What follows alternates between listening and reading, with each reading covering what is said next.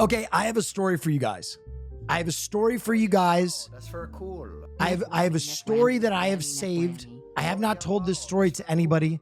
Telling this story for the first time tonight. So fucking hilarious. This is a hilarious. This is a hilarious story. Oh yeah, wow. That's So, cool. Welcome back. in Pinehurst, North Carolina, where my family lives now, when I was a younger man, let's say 22, 23, some of my friends in North Carolina and I used to go to a strip club in Pinehurst, North Carolina, which is nowhere, Growing out really well. called Club Gold. And it was kind of like where we went as kids because there was nothing else to do in this area.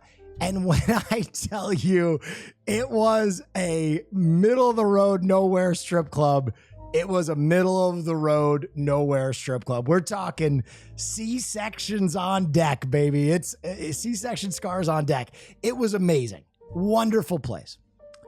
So the night before Thanksgiving is a night that everybody goes out. And I was in Pinehurst, North Carolina. And that day I saw a poster that Club Gold had reopened as the Cheetah Review. And I went, well, I have to go to the Cheetah Review, even if for just old time's sake, I'll go by myself and I will see what's up. It's Thanksgiving Eve. The place will be jumping. I was wrong. I was completely incorrect. I was the only person there. Literally, the only man there. The only guy. To the point where no one was even dancing.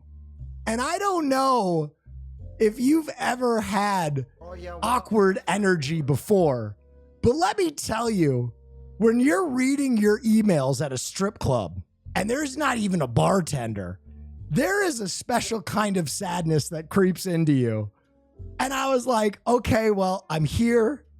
I'll do one beer and I will go home.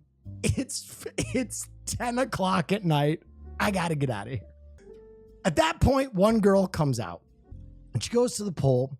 And without music, she sets her iPhone up and starts live streaming herself doing this one move over and over again. One move. Only one move. And I was in my mind going, well, this is most unusual. I've been to a strip club before. I wonder if she's on Kick. I wonder if this is a Kick streamer and I'm seeing it live. Am I seeing a Kick streamer IRL? Wow, that's very cool. So this goes on for 10, 15 minutes. No music. No music. One move. She's like really working on this one twist. After the 15 minutes, she comes over. She sits next to me and she's talking to me. And I was like, were you streaming what you were doing? And she was like, yeah, I'm getting ready for this competition. It's like a world pole dancing competition. And I go, world pole dancing competition? She goes, yeah, I took like 3rd or 4th last year. And there's just some new moves that I'm working on. And in my mind, I was like, well, I have to see this.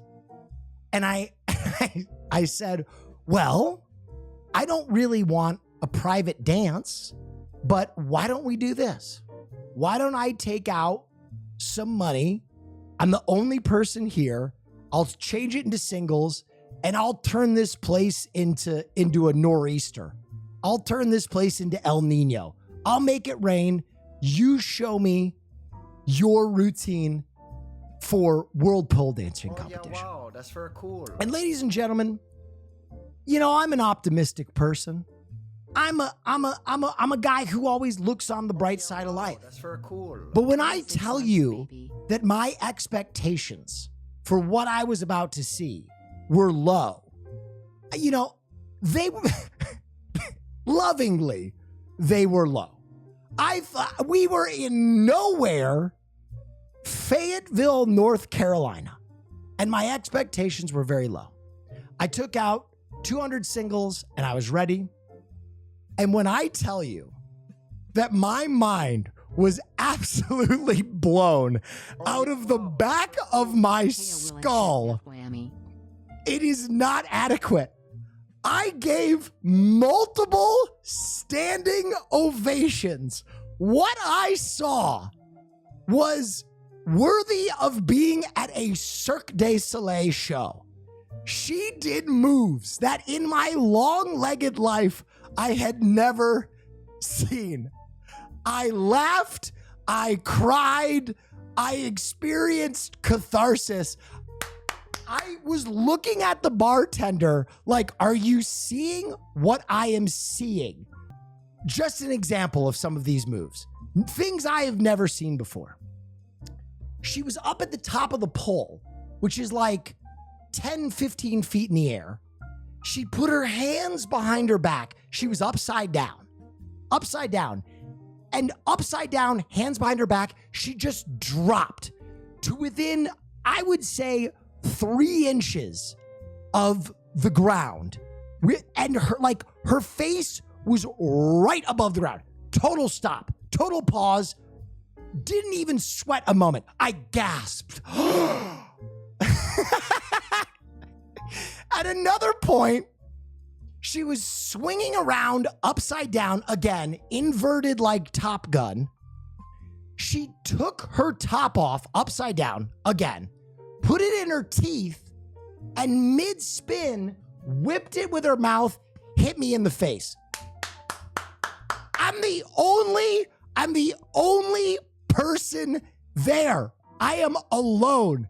And I'm telling you, in my mind, I was like, I am seeing some shit. Right here, right now, I am witnessing some shit. And then she was like, all right, I'm going to do one of my really dangerous moves. And I was like, what? And she was spinning inverted, no hands, one leg. The gravity makes no sense. Afterwards, she came over and talked to me for like 20 minutes. And I was like, dude, you got to go to that competition. And she was like, well, I don't know. I just had a kid and it's going to blah, blah, blah. And I said, you know what? Rack it up again. Let's do this. For her kid's name was Reginald. I said, let's do this for Reginald one more time. Only person in the club, only dancer in the club.